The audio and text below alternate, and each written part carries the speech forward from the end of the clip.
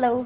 Tayo ay mag-dinner. Salad. Hindi ako bumili ng lemon, pero meron akong nakuhang lemon. Meron akong pang-dressing ngayon. Tapos salt and cheese and egg.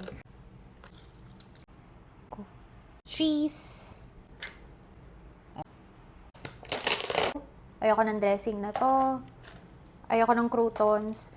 Nilagay ko yung cheese kagabi, hindi ko nagustuhan, kaya ito na lang. Tapos maglalagay pa ako ng itlog.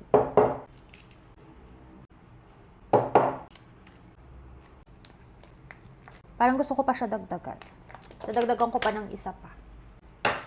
3 pirasong itlog.